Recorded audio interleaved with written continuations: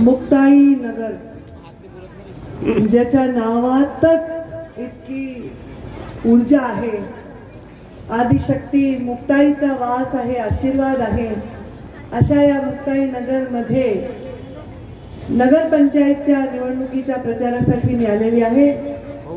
नगरपंचायतच्या निवडणुकीच्या नगराध्यक्ष पदाच्या आमच्या उमेदवार भावना महाजन यांच्या प्रचारार्थ ज्यांनी या निवडणुकीचं नेतृत्व आणि पालकत्व स्वीकारलेलं आहे त्या रक्षाताई खडसे, मंचावर उपस्थित आमचे ज्येष्ठ मार्गदर्शक राजेंद्रजी फडके, जय गुरुदेव, आमच्या मंचावर उपस्थित अशोकजी कांदेलकर, चंद्रकांतजी बाविस्कर, नंदू महाजनजी, केतकी पाटील, जयपाल बोदडे, मोहन महाजन, मधुकर राणे, विनोद पाटील, चंद्रकांत बोलाने, पंकज कोळी आणि आमच्या भावना महाजन यांच्या समवेत पूर्ण नगरपालिकेच्या प्रत्येक वॉर्डात उभे असणाऱ्या सर्व माझ्या नगरपालिकेचे उमेदवार आणि सगळ्यात महत्त्वाचं म्हणजे एवढ्या मोठ्या संख्येने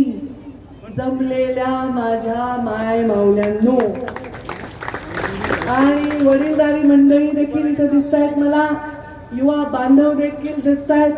डाव्या बाजूला पूर्ण पंडालच्या पलीकडे सभा आहे, तिकडे कोपऱ्यातून लोक पडदा उघडून सभा बघतायत, इकडं पडदा हळूहळू मागे काढून इकडं पूर्ण पॅक झालंय. त्या दुकानांच्या समोर गर्दी आहे. मला जेवढं दिसते तेवढे लोकच लोक आहेत. तर ह्याला प्रचाराची सभा म्हणावी का ह्याला विजयाची सभा म्हणावी? तुम्ही सांगा काय काय काय तुम्ही सांगा लाडक्या बहिणींनो. आता मला सांगा कशाचा विजय आहे? कमळाच्या फुलाचा. एवढा जोश आणि एवढ्या संख्येने एवढे लोक इथे आलेले आहेत कारण ही भारतीय जनता पार्टीची ताकदवान भाजपचा कार्यकर्ता असलेली भूमी आहे. मला माहिती आहे मुंडे साहेबांनी राजकारणामध्ये जेव्हा जंग पछाडलं, भारतीय जनता पार्टी ही आणि हे त्याचं कमळ म्हणून जेव्हा रात्रीचा दिवस आणि दिवसाची रात्र केली, स्वतःच्या रक्ताचं पाणी केलं, हा पक्ष एवढा असा डोले जंग वाढवला, तेव्हा या मुक्ताई नगर मध्ये पण खंड समर्थक म्हणून खडसे साहेब त्यांना साथ देत होते ते दिवस. मला लक्षात उल्लेख केला की हो राजकारणात बदल झालेला आहे, दिल्लीपासून गल्लीपर्यंत झालेला आहे, पण जेव्हा कार्यकर्त्यांची वेळ येते तेव्हा धावून जाणारा जो नेता असतो तोच खरा नेता असतो. आज मी रक्षाच्या पाठीवर शाबासकीची थाप देते.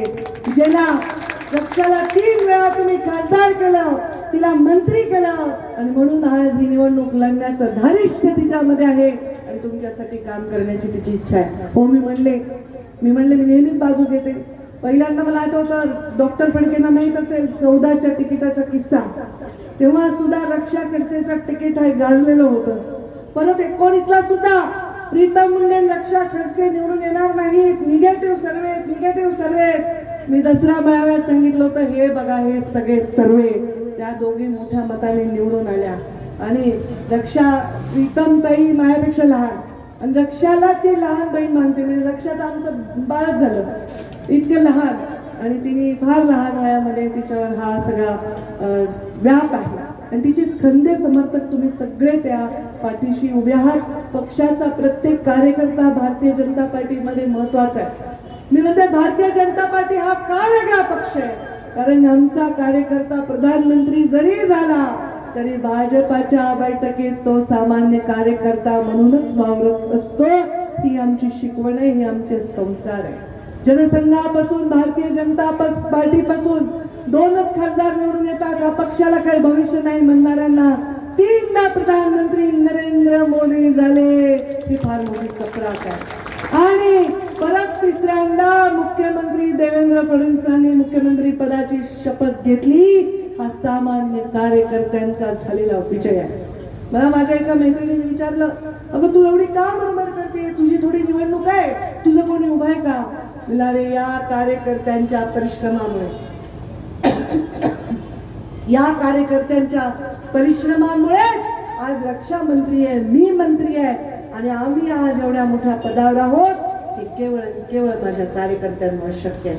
आणि म्हणून कार्यकर्त्यांसाठी उभं राहणं हे गोपीनाथ मुंडेंचे संस्कार आहेत, भाजपाचे संस्कार. दादा इथल्या विकासाचं काय सांगायचं? याला नगरपंचायत करण्यामध्ये तुमचाच हात आहे, भाजपचाच हात आहे. मुक्ताई नगरचा विकास करण्यामध्ये भाजपचा हात आहे. या देशामध्ये 3दा सरकार स्थापन केलं ते काही मोदीजींना प्रधानमंत्री बनायचं होतं म्हणून नाही केलंय. या देशामध्ये मोदीजींना एवढा मोठी शक्ती निर्माण करायची की हा देश हा जागतिक सत्ता बनेल. या देशाला जेव्हा 100 वर्ष पूर्ण होतील तेव्हा भारत देश एक महासत्ता बनेल हे त्यांचं स्वप्न आहे. ज्याला स्वतःचा परिवार नाही, ज्याला स्वतःच्या परिवारातला कोणाला उभं करायचं नाही, कोणाला टेंडर द्यायचं नाही, कोणाला कॉन्ट्रॅक्ट द्यायचं नाही, असा व्यक्ती आपल्या देशाचा प्रधानमंत्री आहे. आणि त्यांनी काय केलंय? त्यांनी या देशातल्या सामान्य नागरिकांना, गरिबांना कल्याण करण्यासाठी विडा उचलला. केलंय की नाही कल्याण? घरकुलं दिले की नाही? मला नाही वाटत इतिहासात एक बेघर मुक्त देशाची संकल्पना ज्यांनी राबवली आणि खेड्यामध्ये आणि शहरामध्ये घरकुलं मोठ्या प्रमाणात स्वतःच्या मालकीचं घर गरिबांना देण्याचं काम केलं. जनधनचे अकाउंट केलंय. 14च्या पूर्वी कोणाकडे अकाउंट नव्हते. का केलंय? कारण दिलेला पैसा डायरेक्ट तुमच्या अकाउंट मध्ये यावा. ते आज अकाउंट गेले म्हणून तुम्ही लाडकी बहिणीचं बरोबर तुमच्या अकाउंट मध्ये पैसे येतात की नाही? येतात की नाही? आहेत की नाही? तुम्ही देवा भाऊच्या लाडक्या बहिणी. आणि म्हणून शेतकरी सन्मान योजना केली. शेतकऱ्यांना भरपूर विमा मिळावा.